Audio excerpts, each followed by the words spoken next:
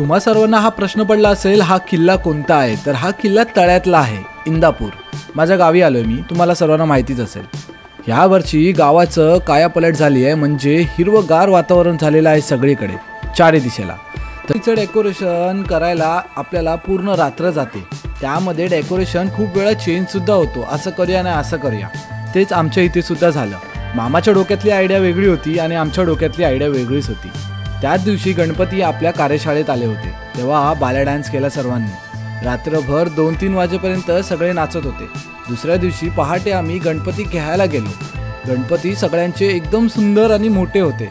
पण ह्या वर्षी मामाने आपल्या घरी हुबेहूब लालबागचा राजाचं गणपतीची मूर्ती मागवली होती. आणि खरंच खूप सुंदर आणि देखणी मूर्ती आहे, तुम्हाला पुढे पाहायला मिळणारच आहे. पण खरं तर मूर्तीचा वजन खूप होता. मी स्वतः उचलली, मामाला एकट्याला उचलायला होत नव्हती म्हणून मी सुद्धा मदत केली. आम्ही दोघांनी ही मूर्ती आपल्या घरी घेऊन गेलो. त्यानंतरला बाप्पा जो आपल्या डेकोरेशन सोबत जो दिसत आहे ते तुम्हाला पाहायला मिळेलच आता. खरंच लालबागच्या राजाची मूर्ती खूप देखणी आणि सुंदर असते. थोडक्यात बोललं तर एकदम गोड आणि गोंडस. लहानापासून मामाकडे असल्यामुळे एक वेगळीच ओढ असते आपल्या मामाच्या घरची. तेच मी गणपती पहिलं मामाचं दर्शन केल्यानंतरला मी माझ्या गावी गेलो. माझं गाव म्हणजे काशेवाडी. खूप सुंदर गाव आहे. आपल्या इथे एकदम छोटी मूर्ती असते बाप्पाची.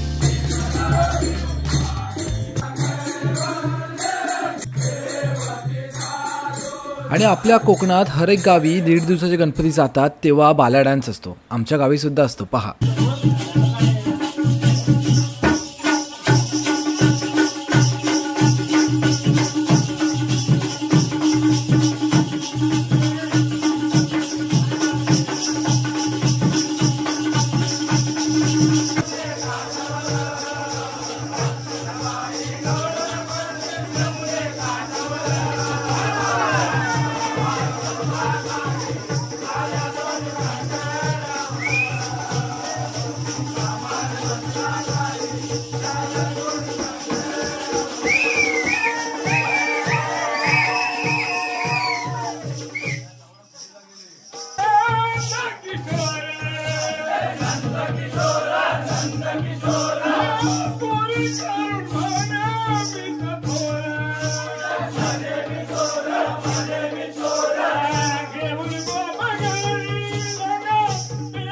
पुरुषगट तर भजन गातात, बाल्या डान्स करतात, पण आमच्या इथे बायका सुद्धा गाणी गातात. त्यामध्ये माझ्या आईचा आवाज बघा.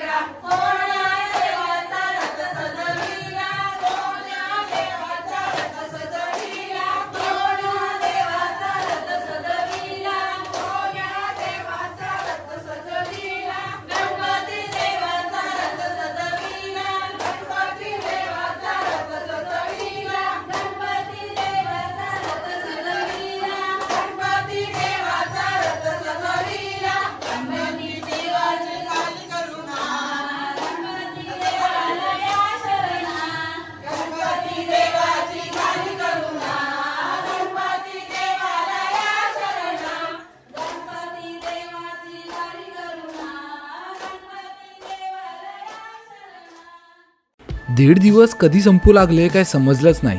रात्री भजन, दिवसा आरती आणि खूप काय मजा मस्ती. बाप्पाचं आल्यावरती आपल्या घरी आणि आपल्या दारात खूप वेगळंच प्रसन्नता वातावरण असतं. पण आता बाप्पाची जाण्याची तयारी करायलाच लागेल आपल्याला. चला दाखवतो. बाप्पा निघाले आपल्या घरी जायला. आमच्या इथे एक नदी आहे, बुरबीचं पूल असं म्हटलं जातं. तिथे बाप्पाची सोंडाचा आकार आहे, तुम्हाला ड्रोन शॉटने दिसेलच. गणपती सगळे निघाले बाहेर, आपल्या गावातून बाहेर निघाले.